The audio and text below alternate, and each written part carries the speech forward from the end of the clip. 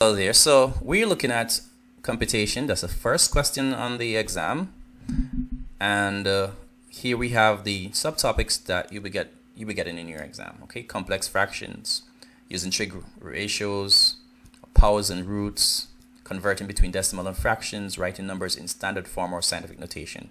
Now I'm going to show you how to use a calculator to do all of this. But you don't have to use any brain work, but just knowing how to use a calculator. And then I'm going to show you also how to use your brain to do the fractions, the scientific notation, and so forth. So let's get on with it. So let's look at the first part, okay? Using the calculator. Because if I do it the long way, by then you probably will just not even watch the video because it's going to be a little bit long. So I would suggest you just watch the first part with the calculator. And just in case, your calculator get messed up in the exam, you know how to go through it without a calculator still. That's always useful. All right, so let's check that out now. Go through. Okay, so we want to answer the numerator fractions. We have the difference between two mixed numbers. So let's enter that information now. So what you want to do is to press, well, double check to see what your calculator, mode your calculator is in, right? So let's press the fraction button. So we're seeing this fraction bar with the numerator and denominator inputs that we have to enter.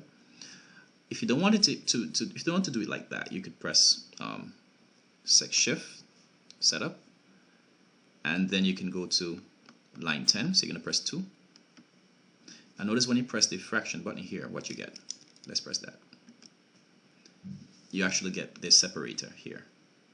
So when it's like that, you're going to put the numbers first, the whole number first. For example, 3, and then you're going to press the fraction separator. 7 separates 8, which means 3 as a whole number plus 7 and 7 eighths. So 3 and 7 eighths. Then you put minus 1, fraction button, the separator for the fraction button, 5, fraction button again to separate 5 from 6, and so we're seeing minus 1 and 5/6. Then of course you press equal, and you get 49 divided by 24 as a fraction. Alright, 49 24ths.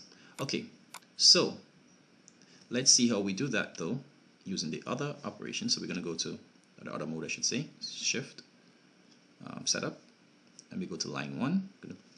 Well, not line 1, but math 10, which is 1. So you press 1, and you're going to press 1 again to get the math to 0.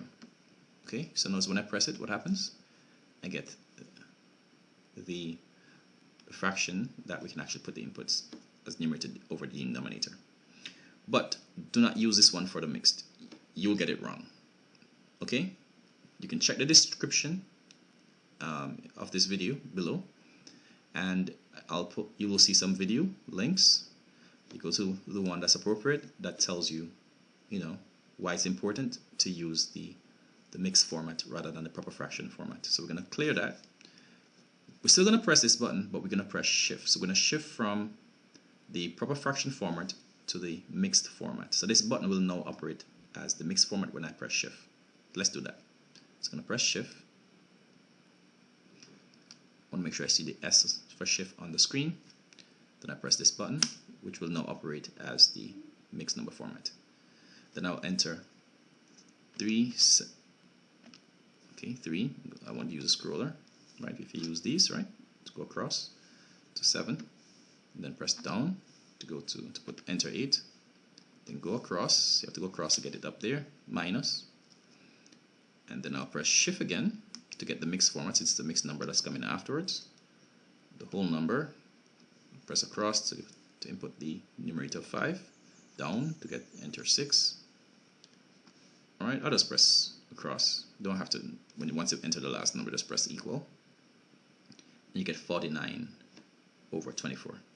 Just as we did using the other fraction type. Alright, or the separator. So now for the numerator fraction, the answer is 49 over 24, no doubt, whether you use these type or use the separator. I want to store this information. I'm going to show you how to do that. So all I need to do is press shift. For those people who have second function, like a second and an F, that means the same thing as shift.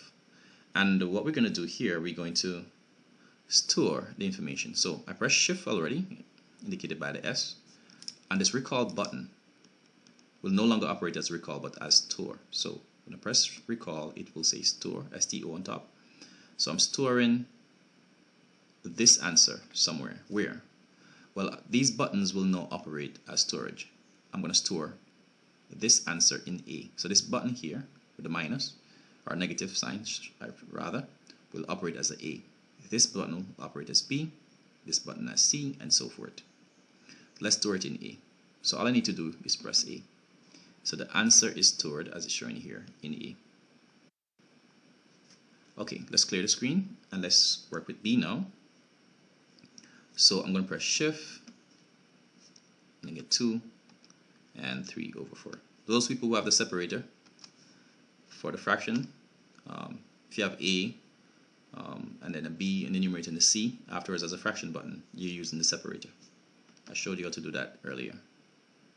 Okay, so let's press shift and get the mixed format. You have to use the mixed format once again, because your answer is going to be wrong. And then equal 53 over 12. And so I'm going to press shift and recall, which is basically store. Once you press shift, the recall button is now the store button. I'm going to store this answer in B, and this is the B button once it's in store mode. So it's stored in B, as we can see. Now, if you look at the question, the complex fraction that was given to us, the numerator, we work out the answer for the numerator, because it's a complex fraction really. It has an operation in the numerator and an operation in the denominator. The operation in the numerator is subtraction. We got that answer. We stored it in A. So what we're going to do, clear the screen, and we're going to recall A, right? So we're going to press alpha. Now, by pressing alpha, these buttons are now operating as A, B, C, D, and so forth. So we're going to press this one, which is A. So alpha and this one to bring A. So now remember what A is really what? The fraction that we stored in it, right? So we're going to divide that fraction by the fraction that's stored in B. Alpha and then B. So press alpha and then B, okay? So that whatever is stored in A, divide by whatever is stored in B. Now you have to have it in the right order. The first one is the numerator answer divided by the denominator answer. The denominator is the divisor, so that comes last. You press equal, and our answer is 49 over 106. Okay? So that's fine.